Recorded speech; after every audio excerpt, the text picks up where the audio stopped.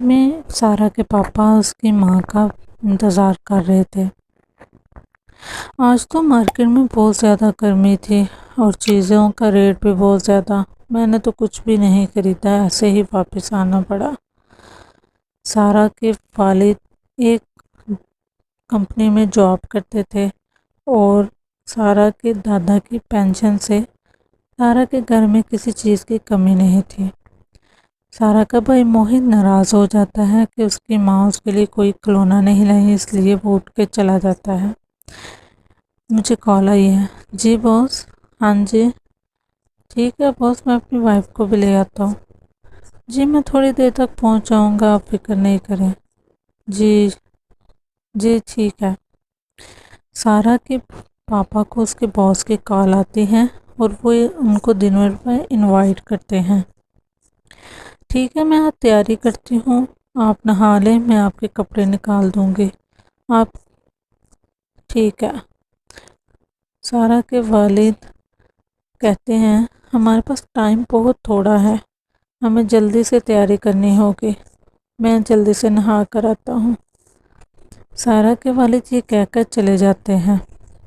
سارا کی ماں کو فکر ہوتی ہے کہ ہم لوگ چلے جائیں گے تو بچے پیچھے سے کیا کریں گے۔ سارا بیٹا آپ دھیان رکھنا گھر کا، ٹھیک ہے؟ آپ اچھی بچی ہو میری، اور اپنے بھائی کے ساتھ لڑائی جھگڑا بالکل بھی نہ کرنا۔ اور کچھ کھانا ہوا تو فریج میں آپ کے لیے کھانا بھی موجود ہے اور آپ کی فیورٹ آئس کریم بھی۔ سارا کی ماں یہ کہہ کر چلے جاتے ہیں۔ سارا اپنے والدین کے جانے کے بعد صوفے پر بیٹھ کر کارٹونز دیکھنے لگ جاتی ہے۔ کارٹونز دیکھتے دیکھتے سارا کو نیند آنے لگتی ہے۔ سارا صوفے پر لیٹ جاتی ہے۔ اس کو اپنی ماں کے ساتھ سونا ہوتا ہے کیونکہ وہ روزانہ اپنی ماں کے ساتھ سوتی ہے، لیکن وہ اس کو وہیں پہ ہی نیند آ جاتی ہے۔ سوئے ہوئے اس کو کافی وقت گزر جاتا ہے اور اس کے والدین ابھی تک واپس نہیں آئے ہوتے۔ اس کی آنکھ کھلتی ہے اور وہ حیران ہوتی ہے ماما پاپا ابھی تک نہیں آئے۔ ابھی تک ماما پاپا نہیں آئے؟ اب تو ماما پاپا کو آ جانا چاہیے تھا، مجھے بھائی کو بتانا چاہیے۔ بھائی اٹھیں، بھائی ابھی تک ماما پاپا نہیں آئے، اتنا زیادہ ٹائم ہو گیا، پہلے تو کبھی ایسا نہیں ہوتا، ماما پاپا ٹائم سے آ جاتے ہیں۔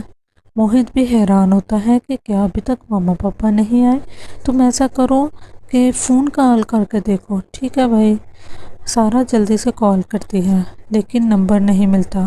سارا دوبارہ سے ٹرائی کرتی ہے اور پھر آگے سے کوئی انکل بات کر رہے ہوتے ہیں۔ جی انکل یہ میرے پاپا کا نمبر ہے۔ آپ کیا کہہ رہے ہیں؟ میرے پاپا فوت ہو گئے ہیں، میری ماما اور پاپا کا ایکسیڈنٹ ہو گیا ہے۔ او بھائی ماما پاپا فوت ہو گئے ہیں، ماما پاپا کا ایکسیڈنٹ ہو گیا ہے، تم یہ کیا کہہ رہی ہو؟ جی بھائی ماما پاپا مر چکے ہیں۔ سارا اور موہت دنیا میں اکیلے رہ جاتے ہیں۔ ایسے ہی کافی دن گزر جاتے ہیں۔ ایک دن سارا کو بہت تیز بخار ہوتا ہے۔ سارا کا بھائی موہت پریشانی سے گھر سے بھاگتا ہوا ڈاکٹر کے کلینک پر جاتا ہے۔ سارا کا بھائی بہت پریشان ہوتا ہے، وہ گھر کو بڑے مشکل سے چلا رہا ہوتا ہے۔ دادا کی پینشن سے صرف گھر کا راشن اور کھانے پینے کی کچھ چیزیں اور آتی ہیں، اس کے علاوہ وہ کچھ بھی نہیں کر پاتا۔ اس کے پاس تو کلینک کے پیسے بھی نہیں تھے۔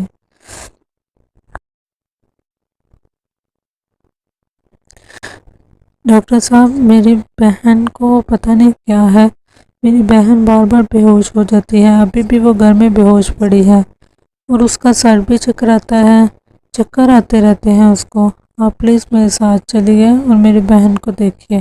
ڈاکٹر بولتا ہے اچھا بیٹا ٹھیک ہے، چلو میں آپ کی بہن کو جا کر دیکھتا ہوں اسے کیا مسئلہ ہے، مجھے لگتا ہے اس کو کوئی بڑی بیماری ہے، اس کو ٹیسٹ کروائیں گے تو پتہ چل جائے گا۔ ڈاکٹر یہ کہہ کر موہت کے ساتھ اس کے گھر میں جاتا ہے۔ سارا صوفے پر بے ہوش پڑی ہوتی ہے۔ موہت جب گھر پہنچتا ہے تو وہ ڈاکٹر کو بتاتا ہے کہ میری بہن ابھی تک بے ہوش ہے۔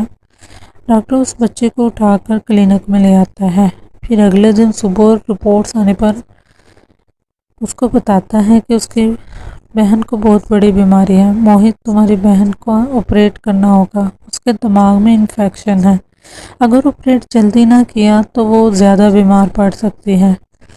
تمہیں پیسوں کا ارینج کرنا ہوگا اور وہ بھی جلدی، تاکہ ہم اس کا آپریٹ کر سکیں۔ ہم آپریٹ کی تیاری کرنے والے ہیں، تم جلدی سے فیس جمع کروا دو کاؤنٹر پہ۔ ڈاکٹر یہ کہہ کر چلا جاتا ہے۔ موہت سوچتا ہے اس کے پاس تو کوئی پیسے نہیں ہیں۔ وہ پریشانی سے اپنی بہن کے پاس بیٹھ جاتا ہے۔ وہ یہ سوچتا ہے کیا میری بہن بھی میرے والدین کی طرح مجھے چھوڑ کر چلی جائے گی؟ پھر اس کو خیال آتا ہے کہ نہیں، میں ایسے نہیں ہونے دوں گا۔ وہ یہ سوچ کر اٹھتا ہے اور اپنے پاپا کے آفس میں جانے کا ارادہ کرتا ہے کہ شاید سیٹھ اس کو پیسے دے دے اور وہ اپنی بہن کا آپریٹ کروا سکے۔ جیسے ہی وہ آفس میں پہنچتا ہے تو سیٹھ سے اس کی ملاقات ہو جاتی ہے۔ وہ آ کر سیٹھ کو بتاتا ہے میری بہن بہت بیمار ہے، میری بہن کے دماغ میں کوئی انفیکشن ہو گیا ہے، اس کا آپریٹ کرنا ہوگا، لیکن میرے پاس تو کوئی پیسے نہیں ہیں۔ میرے والد آپ کے پاس کام کرتے رہے ہیں، آپ پلیز مجھے کچھ پیسے دے سکیں تاکہ میں اپنی بہن کا علاج کر سکوں۔ سیٹھ کو اس کی باتوں میں کوئی دلچسپی نہیں ہوتی۔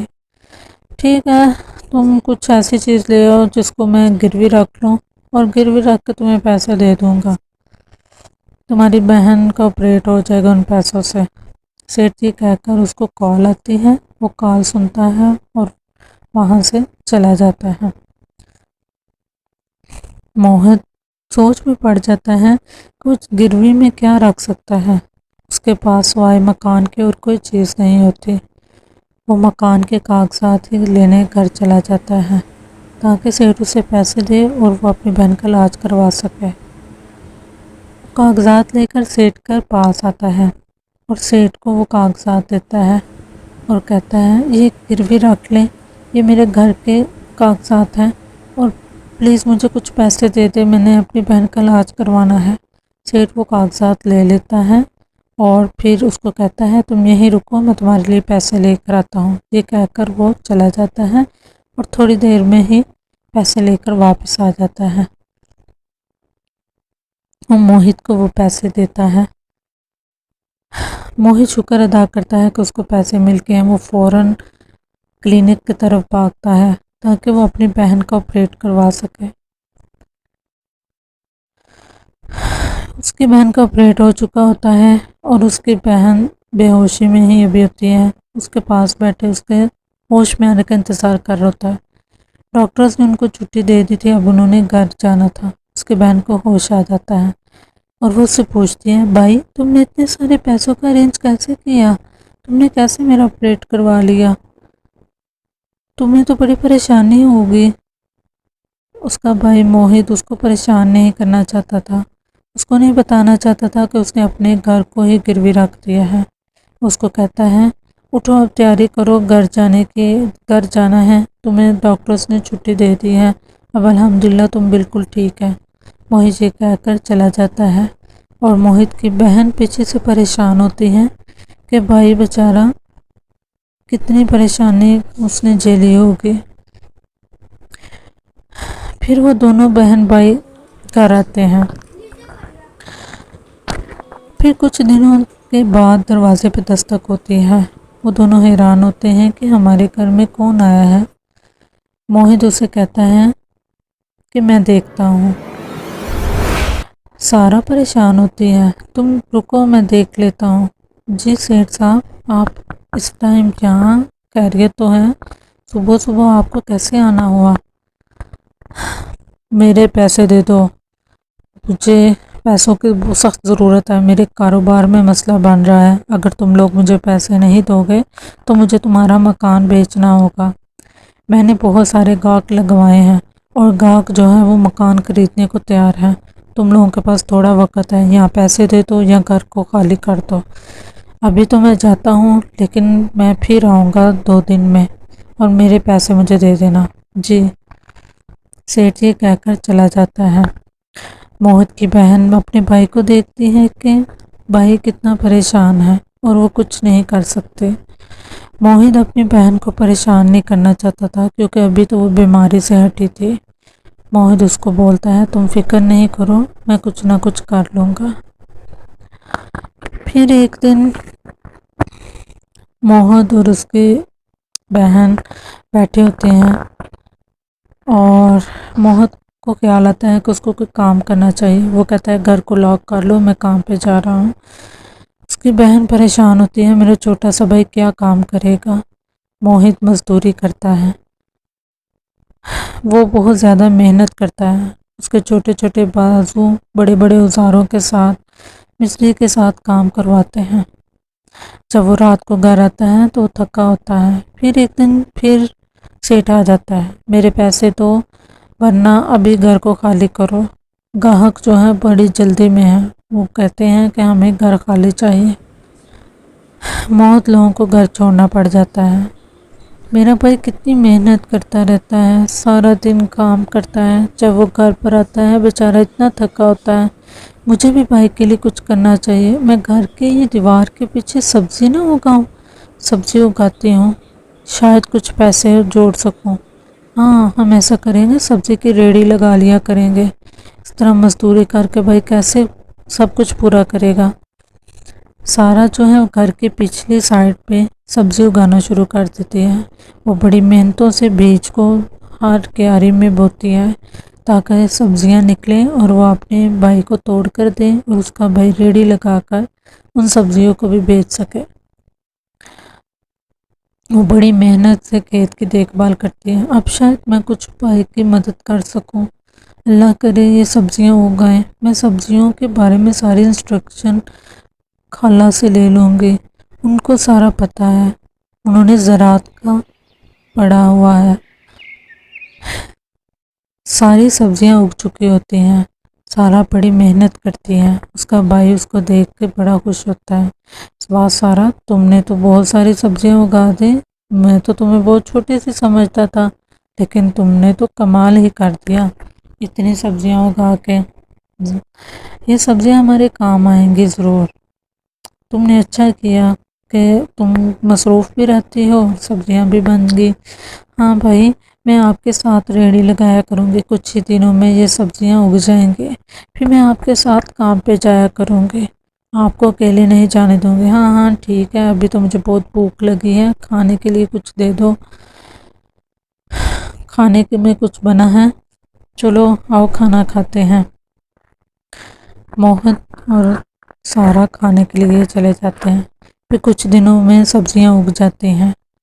موہد جب کام سے گھر میں واپس آتا ہے تو سارا بتاتی ہے، بھائی میں نے کافی ساری سبزیاں اتاری ہیں، اب آپ تھک ہوں گے، آپ ایسے کریں مجھے ریڑھی لگا دیں اور میں سبزیاں بیچ لیتی ہوں. پر موہد نہیں مانتا. وہ دونوں مل کے ہی سارے سبزیوں کو سمیٹتے ہیں، بوریوں میں ڈالتے ہیں اور شہر میں لے جا کر ایک ریڑھی لگا لیتے ہیں. پھر آہستہ آہستہ محنت کرتے کرتے ریڑھی سے وہ دکان بھی بنا لیتے ہیں. دونوں بہن بھائی مل کے سبزیاں بیچتے ہیں. سارا دن ان کا وہیں پہ گزرتا ہے. پھر موہد مزدوری کرنا بھی چھوڑ دیتا ہے اور وہ پھر سبزیاں ہی بیچتے ہیں. پھر ان کے پاس اتنے پیسے ہو جاتے ہیں کہ سارا اسکول جا سکے. بھائی آپ فکر نہیں کریں، میں ڈاکٹر بنوں گی پڑھ کے اور آپ کا گھر بھی واپس دلاؤں گی اور ہمارے حالات بھی ٹھیک ہو جائیں گے. آپ نے بڑی محنت کر لی، آپ کے چھوٹے چھوٹے بازوؤں نے بڑی محنت کی ہے. ہاں تم بھی تو چھوٹی ہو اور باتیں بڑی بڑی کرنے لگی ہو. چلو اب شاباش اسکول چلو، اسکول کے لیے دیر ہو رہی ہے. پڑھتے بڑی ہو جاتی ہے سارا اور پھر میڈیکل کا امتحان دیتی ہے. سب لوگ پیپر دے کر چلے جاتے ہیں لیکن سارا پورے لگن سے پیپر دے رہی ہوتی ہے. پھر وہ ڈاکٹر بن جاتی ہے. موہد کہتا ہے، واہ بہن ماشاء اللہ، تم نے ماں باپ کا سارا خواب پورا کر دیا. میرے ماما پاپا کا خواب تھا کہ ہم ڈاکٹرز بنے، چلو میں نہیں بنا لیکن تم بن گئے. اللہ کا شکر ہے بھائی، یہ سب آپ کی محنت کی وجہ سے ہوا ہے. بھائی میں نے آپ کے لیے کچھ سرپرائز بھی رکھا ہے، آپ کو میرے ساتھ چلنا ہوگا. مجھے اسکالرشپ میں بہت سارے پیسے ملے ہیں. موہد اور اس کی بہن سرپرائز کو دیکھنے کے لیے جاتے ہیں. موہد حیران ہوتا ہے کہ یہ رستہ تو اس کے گھر کی طرف جا رہا ہے. سارا یہ رستہ تو میرے گھر کی طرف جا رہا ہے، تم مجھے کہاں لے جا رہی ہو؟ سارا کہتی ہے بھائی چلیں میں آپ کو دکھاتی ہوں۔ پھر موہت اور سارا سیٹھ کے پاس پہنچتے ہیں اپنے گھر کے باہر۔